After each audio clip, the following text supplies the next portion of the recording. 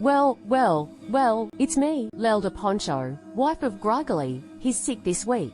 Also, Luna Sizemore has been sent to a rehabilitation centre for something to do with nail polish remover, so here I am. And this episode is a special treat for you all. It's a Just the Content episode spotlight. The brothers O'Leary discussed Season 7 Episode 2, Home Sweet Home Diddly Dum Doodily, for so long. It constituted its own episode special outside of the rest of the Season 7 Just the Content. So may I present to you Season 7 Episode 2, Home Sweet Home Diddly Dum Doodily. Written by John Vitti, directed by Suzy Dieter, aired the 1st of October 1995. It's Season 7, Episode 3, Leld, you maniac. Cough, splutter, enjoy. We are the Ponchos. This is huge. So much of what we know about modelling, Flanders, Goodman, comes from this particular artifact. Also, I would like to throw in now that I think this is probably our biggest episode to date in terms of content that gives us something. That is all. But in the true, in harking back to Jack's quote earlier, in all of her appearances in these clips, she's fleeting. She's hard to pin down. She doesn't give us much more, but at the same time, she gives us so much more. She gives us a lot. Most of the things we already knew about her come from this episode, I think. Several things. Yes. So, Bart and Lisa, we see them with their face pressed against the inside of a child's welfare van from the county. And Marge and Homer, Marge is sobbing and Homer's got his arm around Marge. The van drives away and immediately turns into the Flanders house, which for some reason is now on the left of them. I always thought it was on the right. Didn't the pants go out of the tree and the Flanders house is to the right of the Simpsons, not to the left? Anyway, in this clip, they're on the left-hand side. You can correct me if I'm wrong there, but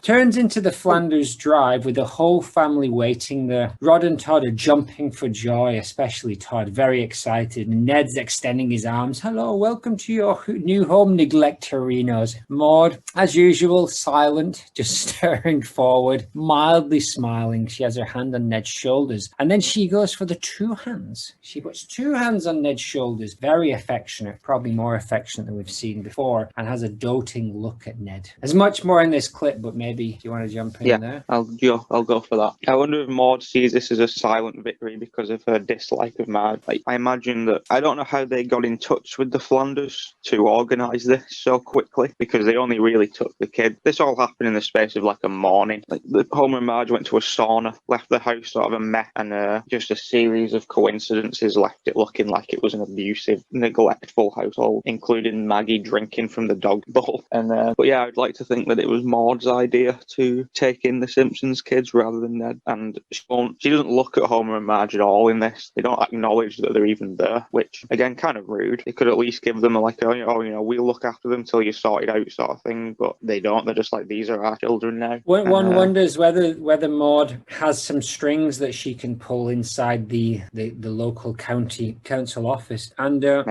won't somebody think of the children, as she never said. Woman, for all we know, this woman could be Ginger.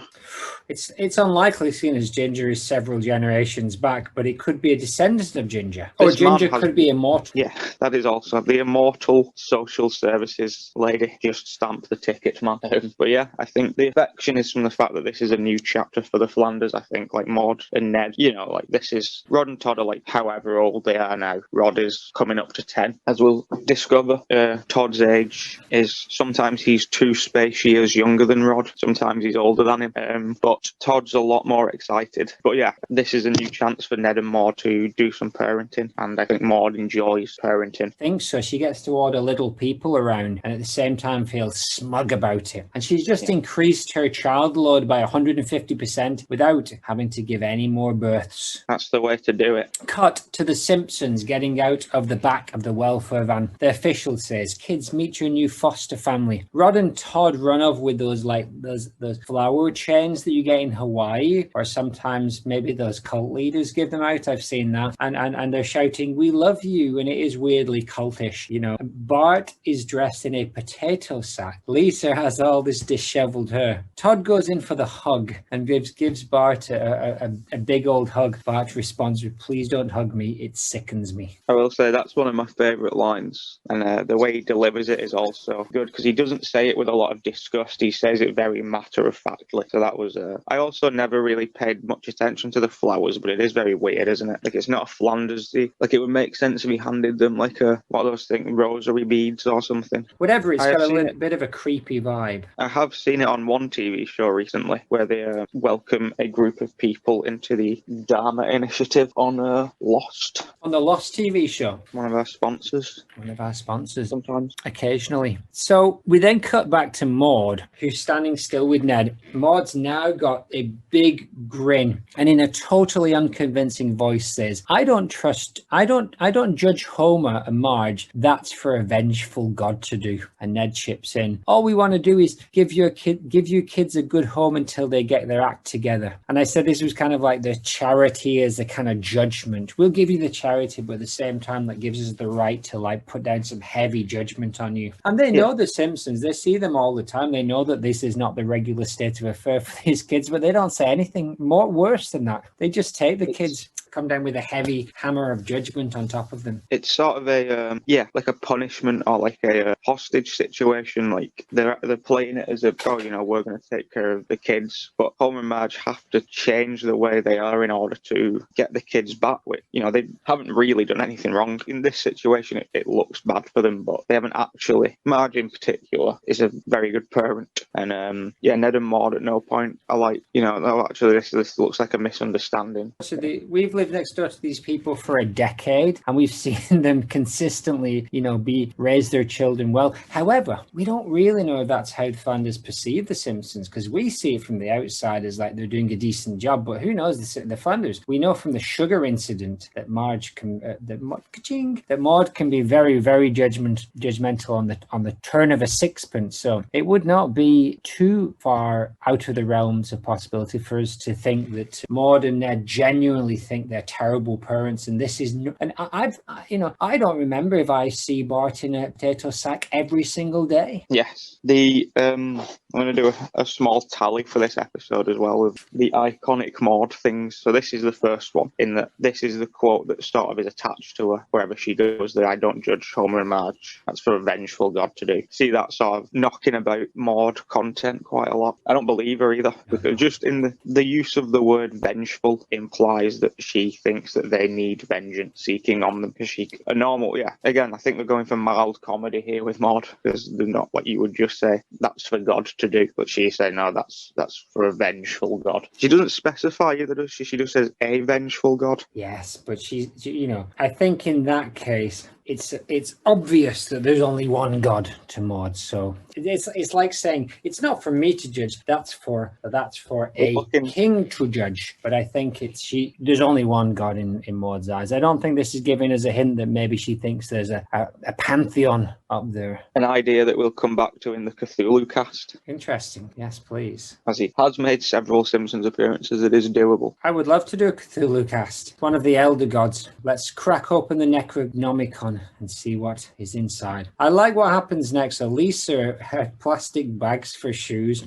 She comes over and tries to defend her parents and says, you don't understand, Mum and Dad take good care of us. At that second, a tooth falls out. She says, that was a baby tooth. Ned is angry and Maude visibly gasps and is shocked. Lisa protests. It was loose. The city welfare officer, who looks like a Victorian matron from a hospital, says, don't you worry, little girl. We'll get you some nice county dentures. Ned remains angry. Maude remains concerned.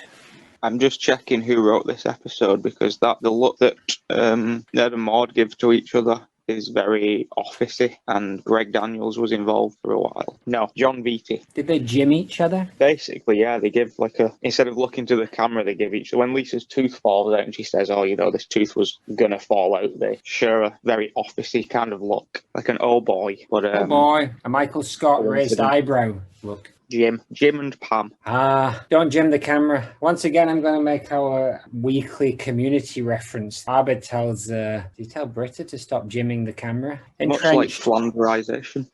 Exactly. Oh, the other point, actually, the lady that you mentioned, the like matronly Victorian lady, whatever.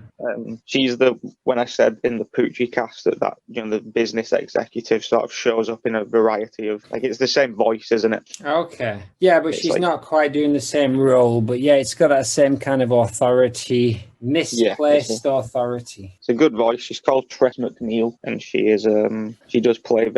plays most of like the business women, or like the women of power in The Simpsons. Yeah, I saw that name a lot in the credits and never had any idea who she was or what she did. Yeah, I'm sure she'll have a day in the sun, but the please test continue. cast. Yeah. So we see Eddie and Lou putting tape between the houses. The Flanders take all the kids into the house, and Homer and Marge look on. And I find what was interesting, other than going back, I would have liked to have seen Lisa be presented with some county dentures and have these big ridiculous teeth in, but I think they just dropped that. It was just a line. It was just a gag.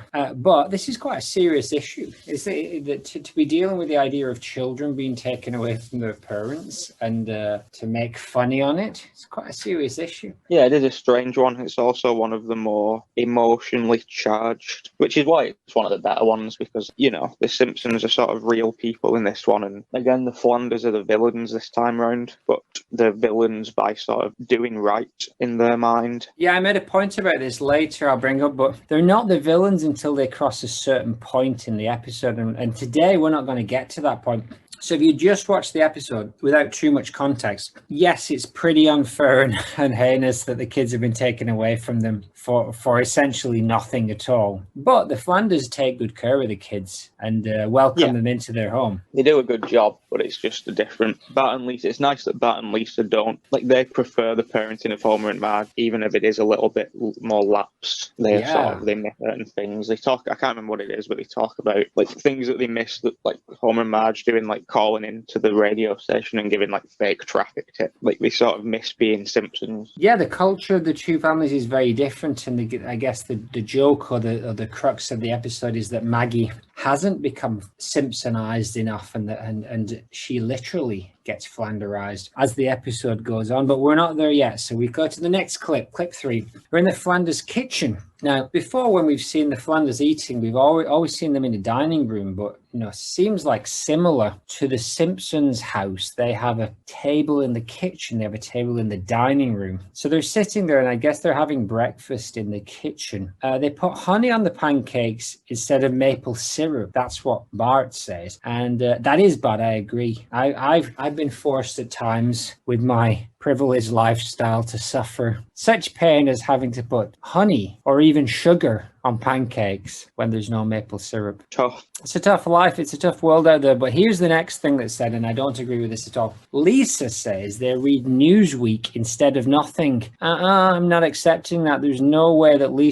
that would be her criticism of this family. I think it's more that she's looking for reasons to dislike them. Like, I think Lisa liked being the black sheep of the family, so Lisa likes the fact that she's the only one that reads. So I sort of see it being like she's just sort of pointing out that, like, Homer and Marge are sort of her normality, so she's used to her parents reading nothing, so it's kind of freaking her out that these parents are reading. Like, sometimes, again, like, you get those episodes where she sort of gets what she wants, then realizes she doesn't want it. Like, she'll meet an intelligent person, or she'll meet, and then she doesn't like the fact that she's not the special one. So I imagine it's something to do with that. I'll give you that. Accepted. Thank you. Maude, iconic Maude too, is that they always mention Newsweek as her favourite thing, or like one of her favourite things to read. And it's obviously from this throwaway line. Is it only from this reference? Because there's no suggestion that it's her favourite, just that they read it in the house. I can't remember another one. Maybe there is, but this seems to be. Because again, you go on any sort of biography of Maude, and it's like it always sort of mentions Newsweek. Yes, and not only does it mention this, it mentions the next thing that comes up. So Ned says, here's what's interesting, that already at the table, Bart and Lisa are sitting opposite Ned and Maude, but Maggie is already between Ned and Maude. Very quickly, she's become comfortable in the bosom of the Flanders family. So Ned says, come on, you gloomy gusses. And he stands up all enthusiastic and says, who's up for a big bowl of non-fat ice milk? Todd shouts, I want wintergreen. And I noticed that he raised his hand, but then he still shouted out, and I as a teacher found that somewhat unacceptable. If you're going to raise your hand, you need to wait to be called upon. You can't raise your hand and then shout out. It defeats the object of raising your hand in the first place. Come on, Todd. Anyway, Ned I think he would, but he's just so excited. Ned lets it slide. So I'm okay with that. Maude is smiling contentedly through this, unblinking, taking it all in, and then she says the classic line, unflavored for me. Yeah. Rod, meanwhile, is staring almost scared into space, and without turning his head, just looks out the corner of his eyes at Ned and Maude, saying nothing. It seems like, because again, Todd was the one embracing. Maybe Rod's less on board with this than the rest of the family, because he doesn't particularly like these kids, I don't think. Whereas Todd's a bit more. Todd's had a few run-ins with Bart now, where they've sort of been friendly. Like Todd went on that little adventure a few weeks ago with the lemon tree and the mini golf competition where they both sort of decided to call it off. Whereas Rod's had really no interaction at all with these kids yet. It's interesting because Todd was the first one introduced, and Rod, I don't know when Rod actually came on the scene, because I know initially it was just Ned and Todd that we saw in the first episode. I've just started listening to the Simpsons podcast Four Finger Discount, which is pretty cool, and they go through episode by episode, so I'm just on like the first few episodes of season 1, and they've mentioned Todd and they've mentioned Ned, but Rod and Maude are not on the scene at that. Yeah, I think the first time they show up is the golf game. Like I think Rod shows up at the same time as Maude. The two things from this scene that I didn't include because they were like a minute before and then there was just sort of general chat is that Lisa says something about everything having a weird Pat Boone-ish quality to the house, the Flanders. I don't really understand that reference. Well, Pat Boone was like a cardigan singer, was a middle American 1950s. No, before that, more like a grandfathery. We had a British version called Val Doonican, and basically, he's a sweaters and pipe and slippers. It's a TV show kind of singer. Huge in the 50s. I see. And the other thing was Maggie. The scene opens with like Ned playing like peekaboo with Maggie, and Maggie really like giggling and laughing, and Lisa and Bart note that she's never laughed like that, or like Bart's never heard a laugh like that, and Lisa says, when was the last time you saw Homer spend any time with her? So there is sort of, Maggie is sort of forgotten about by Homer quite a lot. He almost sat on her once. Ice milk is a frozen dessert with less than 10% milk fat, but the same sweetener content as ice cream. Ice milk is sometimes priced lower than ice cream. A 1994 change in the United States Food and Drug Administration rules allowed ice milk to be labeled as low-fat ice cream. What year is this episode? I think it's about 96. So I always just assumed that ice milk was a made-up thing, but no, apparently it is just a very low-fat ice cream, and these days they would just call it low-fat ice cream. I thought it was just what Frogurt became, which is also a Simpsons word actually, but the word Frogurt itself I believe came from the Simpsons. Really? And then they call the guy on Lost Neil Frogurt because he makes frozen yogurt, and that was a direct Simpsons reference. So there's our second Lost. This week, I'm going to bring up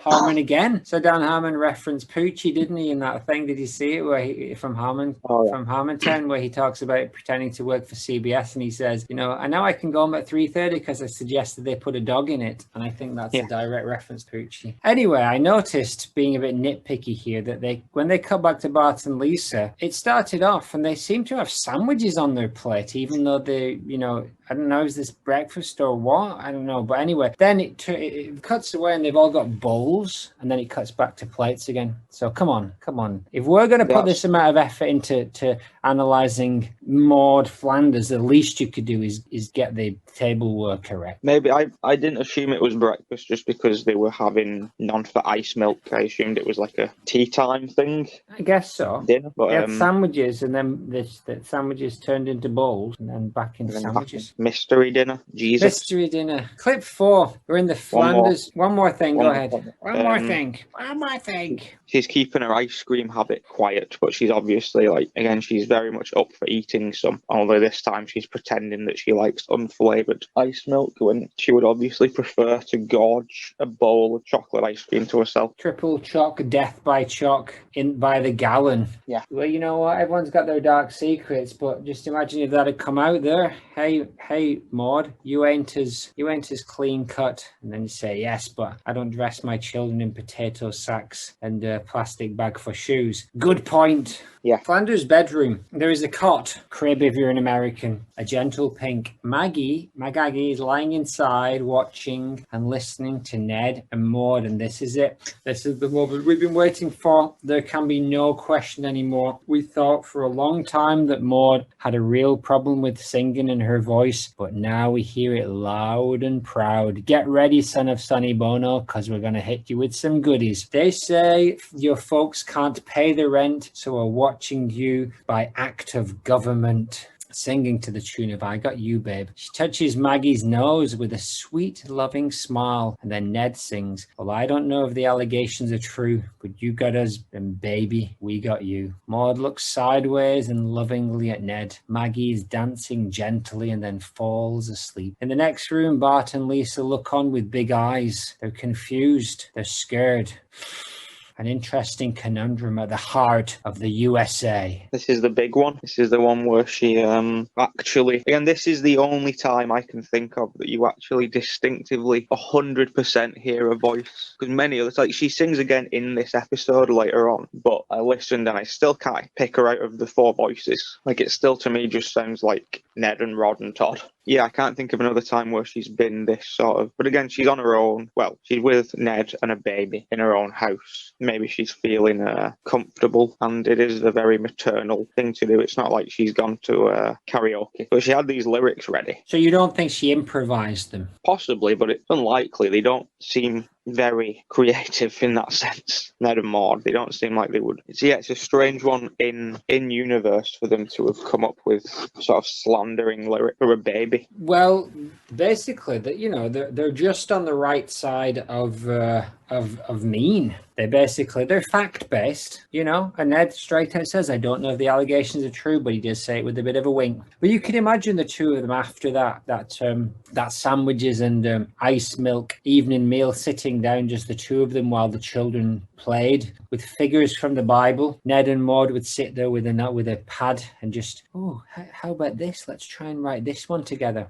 Gave it maybe an hour and came out with those lyrics. Yeah, strange one. Maybe they're trying to, work on, like they're trying to plant the idea in Maggie's head while she's young that, that Homer and Marge are neglectful. They seem to put a lot more effort into raising Maggie than they do Bart and Lisa. Also, it's they've just put Bart and Lisa to bed, and Bart or Lisa notes that it's like 7 p.m. and the sun, like there's kids still playing in the street and the sun's out. There's a bit of insight into the parenting rules. Yeah, and you got to say they're probably doing that from strictness and belief that a child needs a good 14 hours sleep. Because I do notice that in the next clip we'll come to, they talk about it being Saturday night and it's like 5:30 in the evening or something like that. Yeah. So here's what I got from that. This is the point where if you're watching, you start to think maybe Ned and Maude are kind of stepping over the line a little bit here. They're not quite the villains yet, but I wonder if there's a inherent suspicion of their religious nature, because although the Simpsons do touch on religion a lot, they seem to be they don't favor heavy religion. They kind of like that kind of faith and that belief, but not people who ram it down your throat. Yeah, and Ned and Maude have always been on both sides of that fence, in that sometimes they will chase Homer down in a car to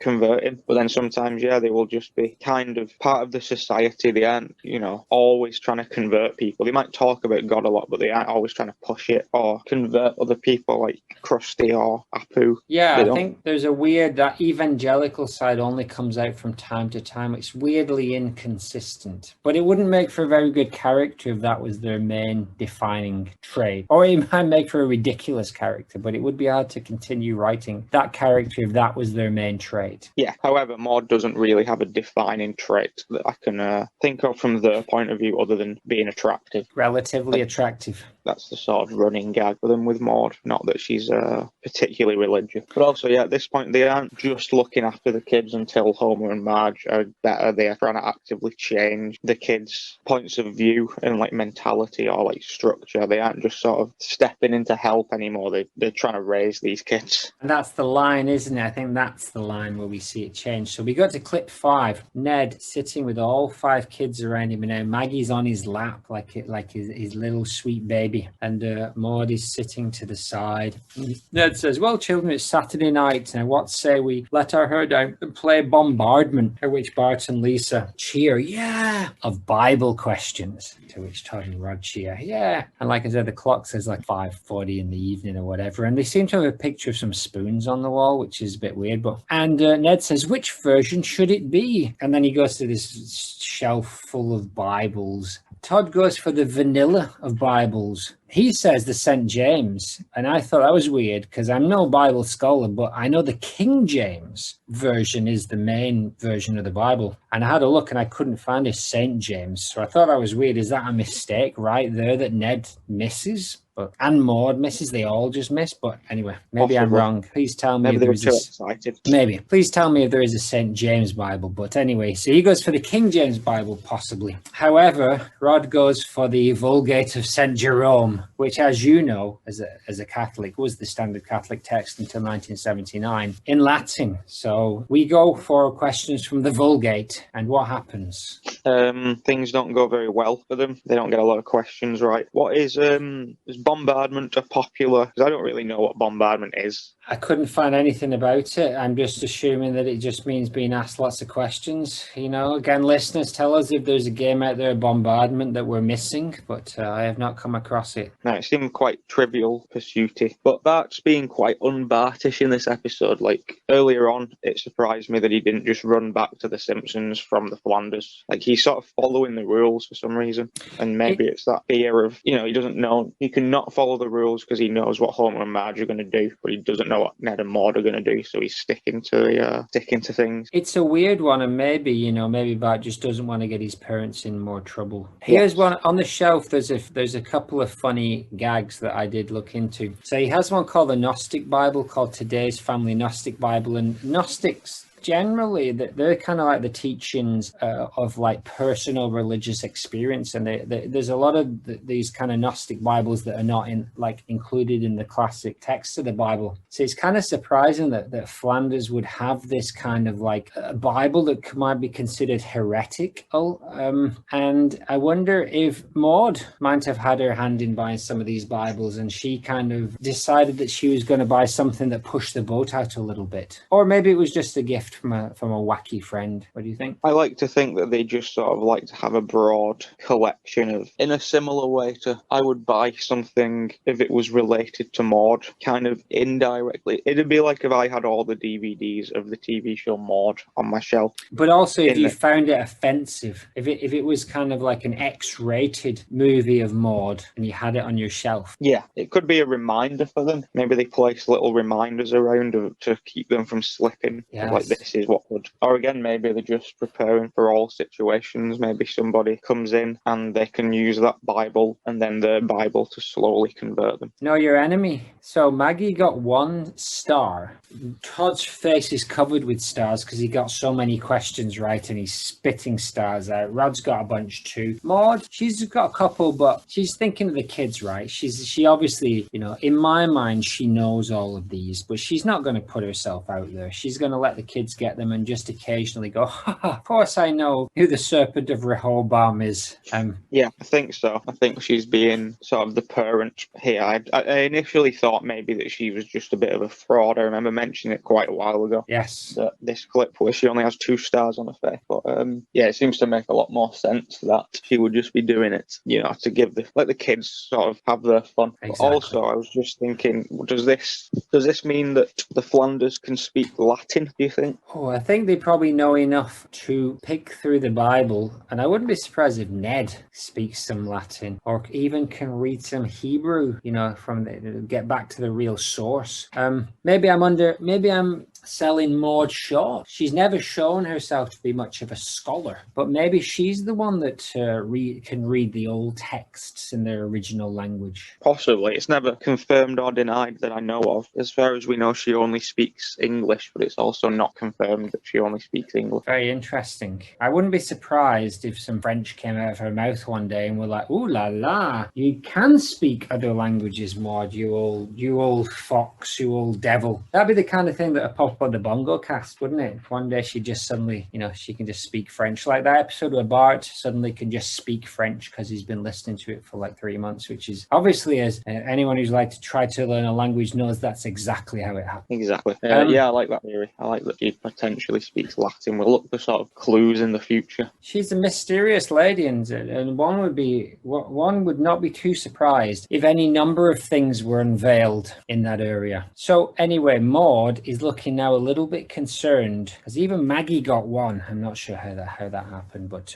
she's sitting with her legs crossed underneath her in somewhat an uncomfortable position. The Japanese would refer to this as seiza, sitting with your legs entirely underneath you. Not good for the knees if you're an old timer like me. And she's sitting shaking her head at an unstarred Bart and Lisa. And Ned says, "Okay," and starts to ask a question. And Rod leaps up and he says, "No, we've got to let Bart and Lisa get one." Maude's smiling. She looks a little bit embarrassed. She's like, "Come on, children, you might at least get one of them." And Ned says, "Come on, this one's easy." And he whispers, "Come on, you can do this," to Bart and Lisa. He doesn't actually say that, but I imagine he would.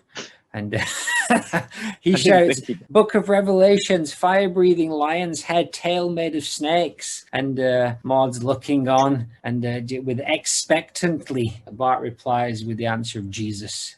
Ned is exasperated, raises his hands trembling. Maude looks up at Ned, not knowing what to do. Ned's got his hands to his head. What is he thinking? And what is Maude thinking at this time? I think this is one of my favourite Ned lines, in the way that he says, he half says Jesus and then says it again. Like he can't believe it.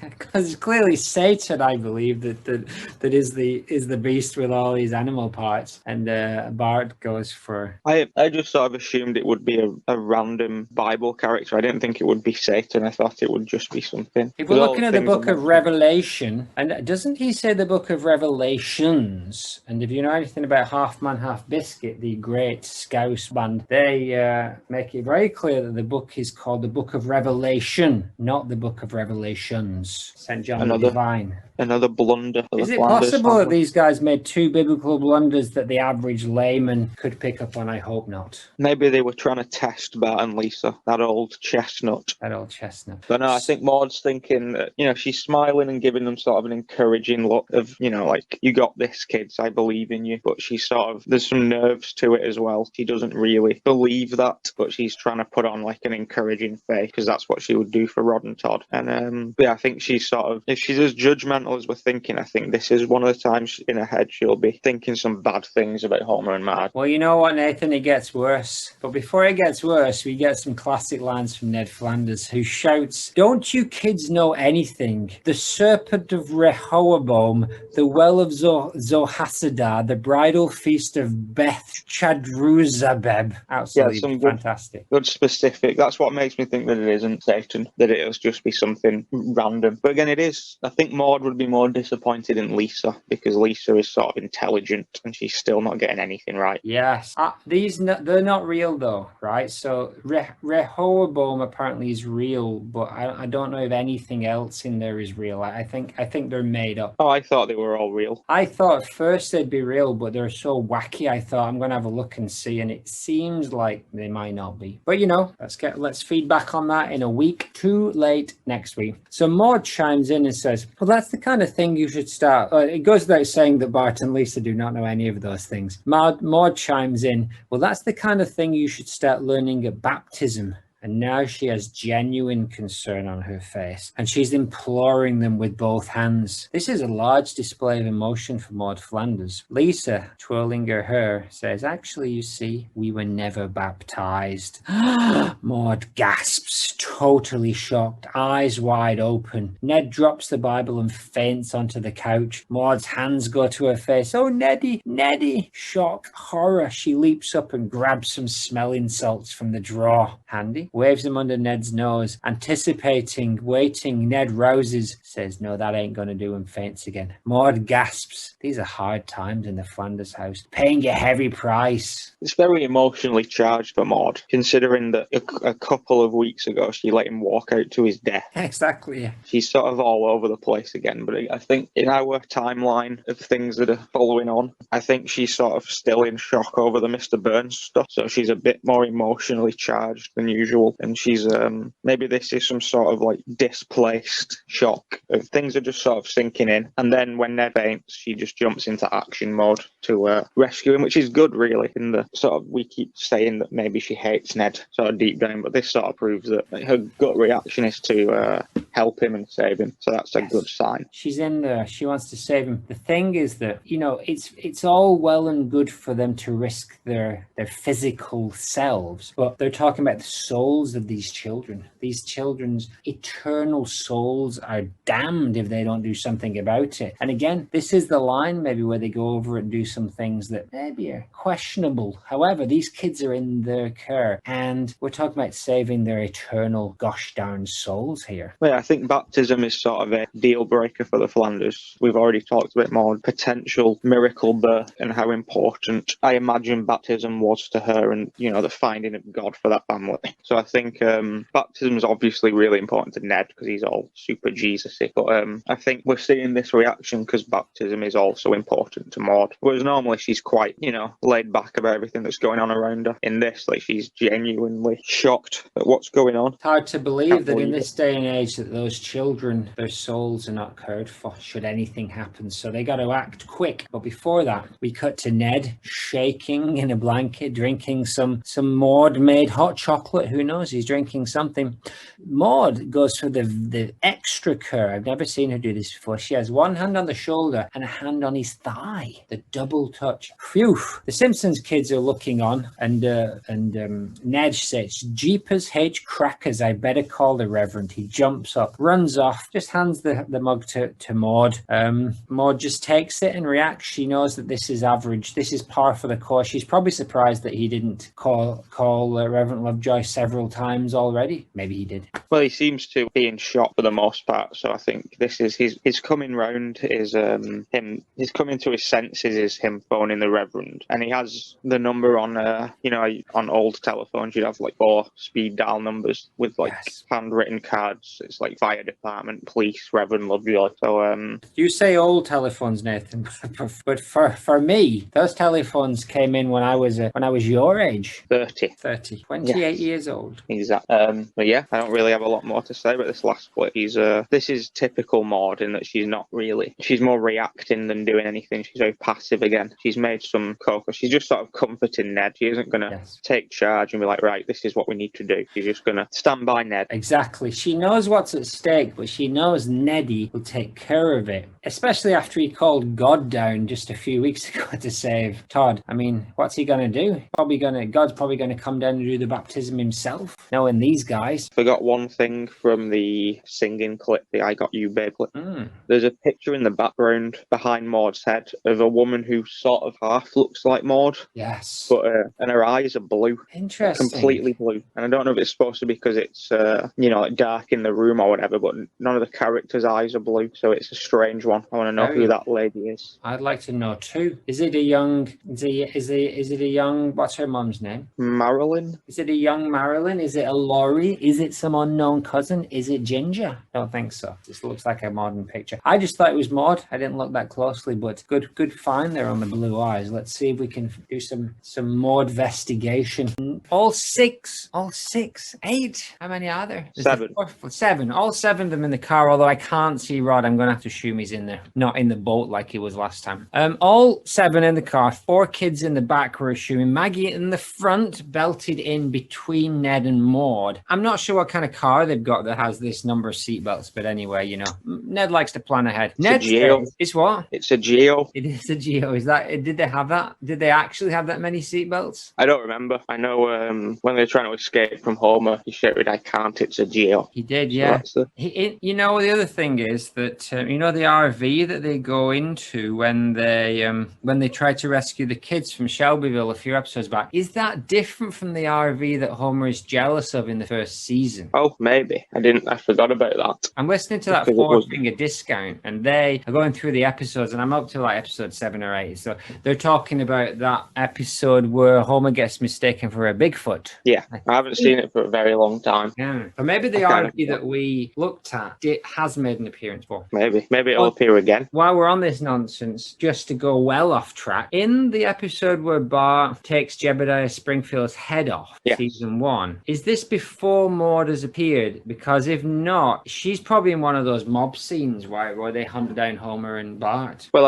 I did when we started. I went through some of the crowd scenes that I thought she might show up in, and it's way too early. They're not even really people. They're just sort of like blobs of faces. I will double check, but I'm pretty confident that I remember thinking, where could she possibly have appeared, and what sort of crowd mob scenes would there be? I remember thinking of that, and like I checked the Christmas pageant in the first episode, and a couple of things like that, like audience scenes, sort of like the first time Sideshow Bob appears, and there's like courtroom sort of scene. I think I checked quite a few things, but I will have a look through again. Well, I'm glad you've been doing your homework, but I'll trust you on this one. But should times change, and should you people out there notice something different, let us know. Let us know, and more too late. So Ned, in the car, he says, "I never thought Homer and Marge were bad parents, but now I know you need a less hellbound family." Maude is silently concerned. She's looking down. She looks relatively happy too. Yeah, she's looking concerned, but contented and happy that concern is there, because she's soon going to save this youngster. And you know, she turns to Bart and Lisa and says, "Just sit back, and before you know it, you'll be part of the Flanders flock." This really calm, like creepy kind of voice. And then you see the camera angle is below Ned and Maude, which is often a classic kind of trick for like showing power, or someone, you know, in command, or someone who's being captured. Yeah, the kids, they're quite respectful, to be honest. They don't give Maude and Ned any real trouble, which is interesting, especially Bart. He sort of answers back a little bit, but not in the same way that he would Homer. So she's obviously commanding some kind of respect. And she's speaking a lot as well this whole way through. This might be the most she's spoken so far. Definitely not afraid to tell those children what she thinks and save their gosh darn living souls. Bart says to Lisa, "Haha, you're going to be Lisa Flanders." And Lisa's super annoyed, in her grumbly voice says, "You're going to be Bart Flanders," which he hadn't noticed. And they go, "Ah!" "Oh, relax, Bart," and Maude says, still with his calm, smiling, joyous voice. "Your sister Maggie isn't scared." Bart leans forward and says, "That's because she can't talk." Maggie, right on cue, looks at Maude with his doting eyes, turns to Ned, takes out her dummy, pacifier for those Americans, and says, "Daddly doodly." So it was the bad parenting of Homer and Marge that stunted her growth all along. Yeah, I'd like to make a few points here. This is where Bart's a little bit, again, not rude though, in like the way he would be to like Krabappel or Homer and Marge. He's very sort of, but he just sort of answers very matter of fact, where you can tell he's annoyed. Her accent's really thick as well in this one. It's sort of very, she's got the voice down now, I think. This is sort of what we expect from Maude. And I had a third point. Oh yeah, when she looks at Maggie, looks at Maggie and touches her hand, and Maggie instantly speaks. To me, it looks very sort of, I don't know, like she has some kind of power. Because again, Maggie then, the whole thing might be a figment of Bart's imagination at this point. You know, we said about the Ned thing when he saw the hand of God come down. Yes. Because Maggie then spins her head round like 360 degrees. She does the 180 where she starts looking back at them and then spins it all the way around full 360, which is an Exorcist reference, of course. But Ned and Maude would be horrified at an Exorcist, like demon style thing happening. Does Maude see it and ignore it? Does she treat it as normal, or are we going to say that neither of them noticed that Maggie? It essentially levitates and turns her head 180 degrees. I'm under the impression that it just didn't happen. Okay. But it's, again, the narrator, unreliable narrator, because it would have slammed the car on. It would have been dealt with immediately, because he's already thinking he's a devil kid. And he would have been like, right, we're too late to save this baby. Throw her out the car. Throw her out the car. Throw her into some holy water and see if she can swim. Yeah, but it is a weird reference, and it's a weird... If it is an unreliable narrator, and they're leaning on this quite heavily without giving us any clues, that's kind of avant-garde of them. Maybe.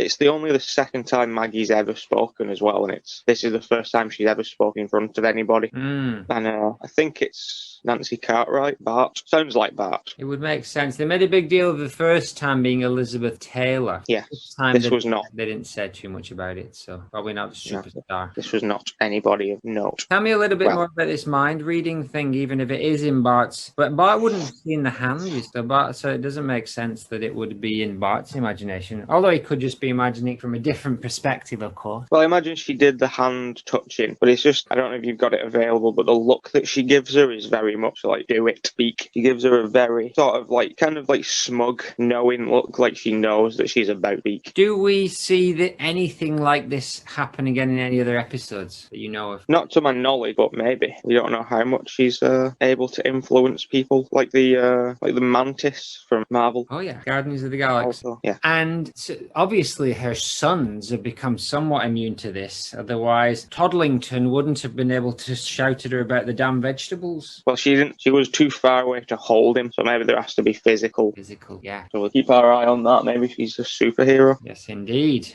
That's quite a theory you've thrown out there. Clip 2. Homer and Marge are in their car, and Homer is driving and he shouts, I have to think like Flanders. If I want to find Flanders, I have to think like Flanders. And then he starts mocking himself. I'm a big four-eyed lamo and I wear the same stupid sweater every day. The joke being that would never work, and then he shouts, the Springfield River, and it does work. This reminded me of one of my favorite movies, They Might Be Giants, not the band, the movie starring George C. Scott from the 70s, where it's a guy who's delusional and thinks he's Sherlock Holmes, and he keeps seeing clues everywhere, and they lead him to the next clue. It's not quite the same because he's not actually going anywhere, but it's interesting. He just reads into all of the clues he finds to take him to the next clue. That is good. I imagine this was a quick way to get, again, sort of once you've got the story set, this might be something they came across that they couldn't figure out how to conveniently solve. Like, how would Homer and Marge know where to go? So this was a nice, funny way to get around that, instead of just, because they could have just not had this scene and had them arriving and not give any explanation, as they probably would now. Yeah. Season 44. This is a clever little segue for sure. So we could... I included it just because it's a nice,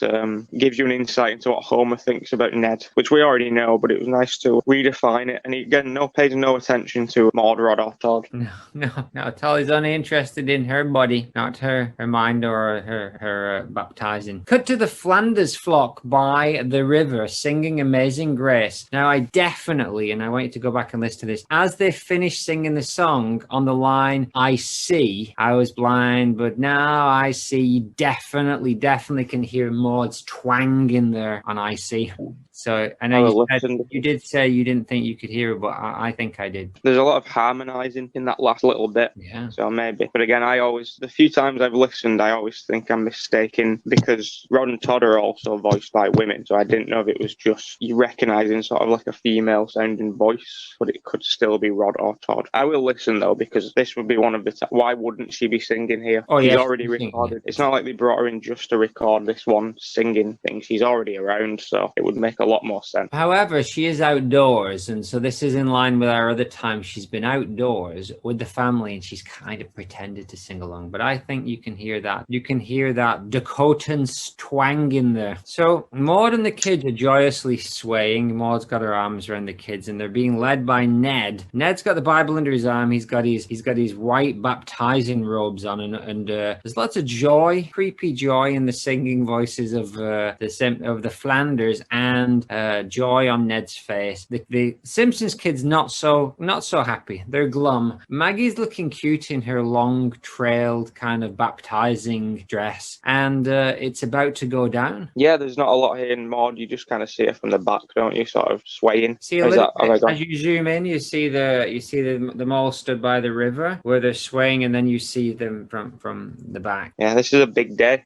As far as Maude and Ned know, they are now officially, in the eyes of God, adopting 3 children into their family. It's a big day. It's a big change. That's, they're almost doubling the amount of people in that house. And there's no, there wasn't even any real thought about it. It was just an immediate reaction. Like, they're still just in the Ned sort of response mode to find out they weren't baptized. We're still in that rush. Yes, the red mist has descended and they got to get those kids baptized ASAP. Now, this is another one of those areas where it'd be good if there was a spin-off series, episode, comic book, similar to if the world had been destroyed and there was a post-apocalyptic Maude with Rod and Todd armed with shotguns.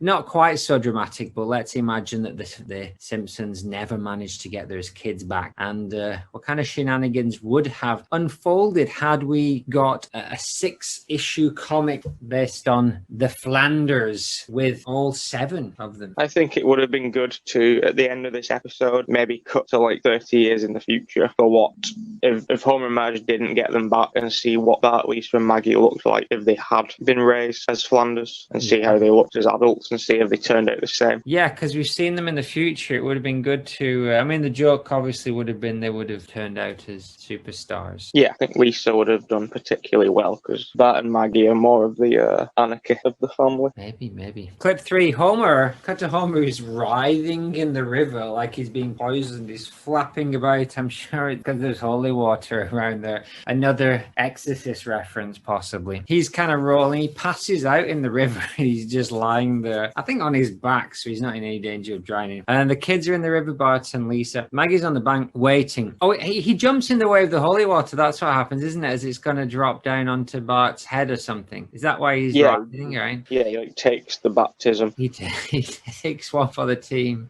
Maude is holding hands with Rod and Todd on the bank, looking on, still hopeful that everything's going to work out for them. He could just be hoping that because there's a point where he's sort of lying, just face down in the water, I think. So I think there's a point of her that could be thinking, not only do we get the kids, he dies too. That's a dark thought, but it's not anywhere near out of the realms of Maude Flanders. Not only do we get the kids, but he'll die too. Yeah. Where's Marge at this point? She arrives very soon, and I know it's integral to the plot for Marge to arrive at that point, and we'll get to it. But where is she? I think it's because they pull up at the river and Homer runs and like falls down the hill, and there's a bit of comedy falling for like a minute or two, and then he gets to Bart and Lisa. So I think Madge is just sensibly walks down, probably in a bit of a rush, but she knows that Homer's going to be the one to do all this. So Homer's then in the river. Clip 4. Homer's in the river with Bart and Lisa, saved. But Maggie on the bank, not yet saved from the eternal hell of eternal paradise when she's going to be baptized. And Homer holds out his hands. Oh, my sweet, sweet little Maggie. Maggie turns the head to see the Flanders family, arms all around each other, singing. They're in this garden full of flowers and little animals. Reminds me of the pictures on those Jehovah's Witnesses magazines that they used to come around to our door and try and give them away to us. The Watchtower. They always looked like this eternal paradise filled with lions and tigers. I imagine this is what her secret garden looked like, somewhat. Yeah. Now, this clearly is an unreliable narrator. This clearly all is in Magaggie's head. So she turns around and she sees the Flanders all imploring her, come and join. And Maude particularly, she's smiling, they're swaying, they're making eye contact with Maggie. Come on, come and join us. And then Maggie turns back and she sees Bart and Homer and Lisa just in this cold, dark river with a barren sky and a frog jumping all over them. And she begins to start making headway towards Flanders, and she's smiling. Maude is ruffling Todd's hair and still grinning. They think they've won. The end game's close. And Ned's holding his arms out. And then over the hill, the cavalry, Marge comes, and Maggie runs towards her, runs right past the Flanders family to where Marge is. Marge picks her up and swings her around into this beautiful red sunset before saying, Maggie, you're a Simpson again. Maggie belches. The kids and Homer run over to Marge happily past the Flanders, who are now standing in essentially how Maude always stands, just with her arms by their side, just kind of leaning slightly forward with a dejected look on their face. And there we have it. Yeah, it's a good insight into Maggie, because Maggie obviously has spent, I don't know how long it's been since, maybe they specify it, but I can't remember them doing, like how long Bart, Lisa and Maggie have gone. So Maggie could already be forgetting. Like that's the sort of point Lisa makes, is that Maggie hasn't been a Simpson as long as they have, so she might be easier to sway. Yeah. And obviously it worked, because Maggie has quite a low opinion of Homer, Bart and Lisa from the looks of things, and that it's only Marge that can really do anything. Also, she does a little arm wiggle when Marge comes to pick her up, and I think that's one of the nicer, sweeter little animation moments in The Simpsons. My question is she about to run into the arms of Maude and co before she sees Marge? Because it really looks like it. And then just seeing Marge is enough to flip her back to being a Simpson. I think so. I think that's what they were implying, is that because she wasn't still deciding from the looks of things, she was on her way over. So I think she'd already made the decision to be a Flanders. Yeah, and quite a decision it was. But in the end, we know that she went back to being a Simpson because she did that burping, belching sound that would not have been accepted in the Flanders house. It's also a very Homer thing to do. It's not a Marge. That's She's still fine. a Simpson. Still a Simpson. She belches like Homer rather than, it's nice. Sometimes Lisa are like Homer as well. It's nice to be reminded that they are Homer's kids as well as Marge's. Yeah, he's not always the most friendly or nice character, but at the end of the day, they're generally good parents. They're, as interesting as it would have been to see Maude as their mummy, I think whatever number Evergreen Terrace the Simpsons live at, that's the place for them. I think it would have been a good opportunity to do some, like you said about the barbecue, when there's sort of alternate designs, and there's the Halloween special that we have already, it's past us in the timeline, and I didn't include it because she's not in it at all, but when Homer's like traveling through time and keeps changing things, and he comes back and there's the Ned sort of like the master of the universe, and they get sent to a re-education center, and all the women are dressed like Maude, but that's the only connection. There's no like Marge is wearing Maude's clothes, but Maude isn't mentioned or included. Maybe when we get right down to the bottom of the barrel, we can scrape a couple of episodes out of that clip. Maybe. And I think here would have been a good opportunity to dress Bart, Lisa and Maggie like Flanders kids. Yeah, that would have been cool. Maggie could have had a nice little pink bow and pinky purple sort of onesie jumpsuit, whatever it is that she wears. Now, should you be so inclined, that's well within your powers to make that happen. And I, for one, would give you at least 2 chocolate biscuits, a wagon wheel and a mint Viscount, if you were able to make that so. But I'll leave it with you. Yeah, it is done. At this point, it's done. Nice. It is true. As long as we go back in time and make sure we definitely do it. How? Anything else for these good people before we move away from content and into the next segment? This was one of our bigger insights into the home life of the Flanders. We saw them, how they operate quite a lot, like what they're into, what they do to kill time, how they enjoy themselves. We saw a lot of that stuff. It sort of took a turn. This one, the last episode we did, where we covered the first half, was a lot more domesticated. This was a bit more plot-based, this last half. But we learned a lot. We saw a lot of iconic Maude things. Yes, and that's in the bag now, and people can't take that away from us.